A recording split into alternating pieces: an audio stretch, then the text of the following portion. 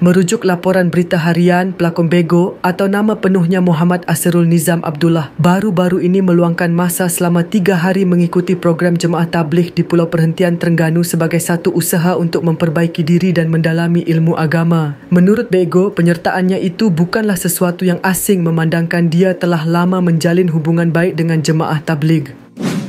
Guys, jom subscribe Drama Tu bagi yang belum subscribe untuk lebih banyak infotainment dan informasi. Saya berkawan dengan ramai jemaah tabligh sejak dahulu. Sebelum ini saya ada juga pergi ke markas di Masjid Seri Petaling. Tapi mereka ini bukanlah kita boleh cakap sebagai kumpulan. Mereka menyertai tabligh sebab nak menghidupkan sunnah Rasulullah. Jadi saya pun nak belajar, jelasnya. Tambahnya lagi, dia sememangnya memiliki asas ilmu agama hasil pendidikan sekolah dahulu, namun peluang ke Pulau Perhentian kali ini datang melalui ajakan rakan dan ia satu kesempatan yang tidak dilepaskan. Sepanjang program tersebut, Bego memaklumkan pelbagai ilmu berkaitan sunnah Rasulullah sallallahu alaihi wasallam. Fardu ain, syariat dan makrifat telah dipelajari. Dia juga bersyukur sekiranya keberadaannya di sana membawa doa yang baik untuk dirinya dan isterinya, pelakon Linda Hashim.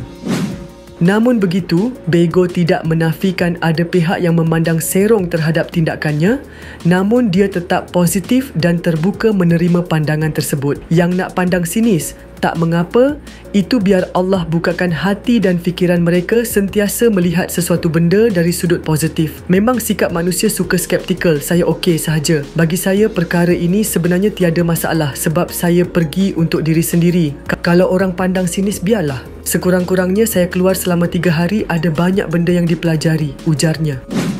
Bagi Bego, jika kehadirannya ke program itu memberi inspirasi kepada orang lain untuk turut serta, itu satu rahmat.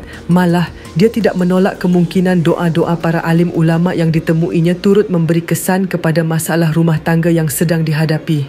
Kalau saya pergi, ada yang nak ikut, Alhamdulillah. Manalah tahu berkat doa orang alim, ulama dan ustaz untuk saya jadi manusia lebih baik. Mungkin juga doa mereka yang berkaitan dengan masalah rumah tangga saya hadapi diangkat. Namun, jika tiada, saya terima bukan jodoh kami. Saya kena move on juga, katanya dengan tenang.